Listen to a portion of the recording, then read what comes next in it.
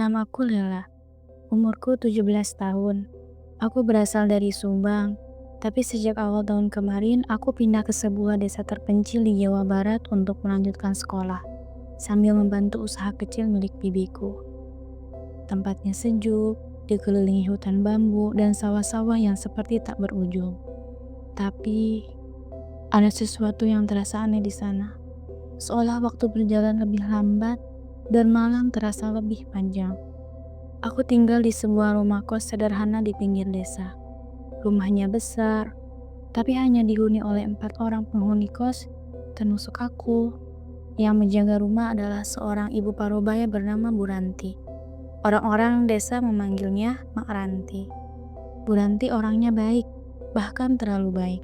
Ia selalu menyapaku dengan senyum, meski wajahnya pucat dan matanya agak cekung seperti kurang tidur. "Makan dulu, Le. Nanti masuk angin. Kamu anak baik, jangan sampai sakit di sini." Tiap malam ia selalu menyediakan teh manis hangat di ruang tamu. Padahal aku nggak pernah lihat dia masak atau keluar beli sesuatu. Satu hal lagi, rumah itu terlalu sepi. Bahkan aku jarang sekali melihat penghuni kos lain. Katanya ada 3 orang, tapi aku cuma pernah bicara dengan satu, yaitu Mbak Sinta, gadis pendiam yang kamarnya paling ujung. Suatu malam aku sedang mengerjakan tugas saat lampu tiba-tiba mati gelap total. Aku mengambil senter dan berjalan keluar kamar untuk mencari Bu Ranti. Waktu itu, aku melihat sesuatu yang sampai sekarang masih bikin bulu kuduku merinding.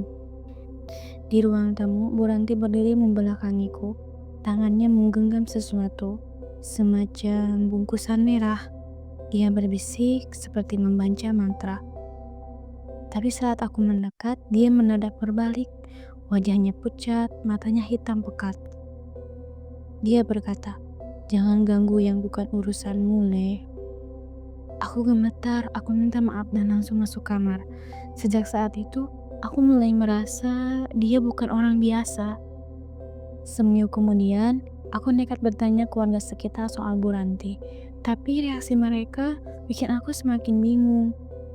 Mereka berkata, "Loh, kamu tinggal di rumah Mak Ranti? Itu rumah udah kosong sejak 3 tahun lalu, Neng. Mak Ranti udah mati, meninggal pas kebakaran malam Jumat Kliwon. Gak ada yang mau deket-deket rumah itu lagi." Aku gak percaya, aku tinggal di sana. Tapi aku gak percaya dengan omongan mereka. Aku tinggal di sana dan aku bicara dengan dia setiap hari. Aku pulang dengan kepala yang penuh bertanya. Tapi yang lebih mengerikan, malam itu aku mendengar suara seseorang menyapu halaman. Padahal aku tahu pasti halaman rumah itu udah lama ditumbuhi ilalang setinggi lutut. Aku mengintip dari jendela dan kulihat sosok Bu Ranti menyapu dengan gerakan lambat. Tapi bayangannya tak menempel di tanah.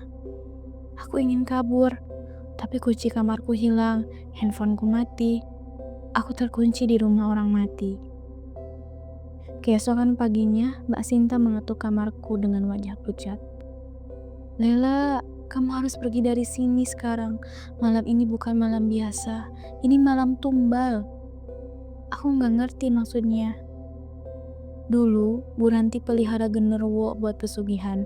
Dia ngasih tumbal setiap malam Jumat Kliwon. Tapi pas gak bisa kasih tumbal lagi, dia dibakar hidup-hidup sama warga. Sekarang arwahnya nyari pengganti. Dan kamulah yang selanjutnya. Aku menangis, aku gak tahu harus percaya atau enggak. Tapi malam itu, pintu kamarku terbuka sendiri. Aku melihat lorong gelap, dan di ujungnya terlihat sosok hitam besar berdiri. Matanya merah menyala, nafasnya berat, kasar, seperti binatang buas.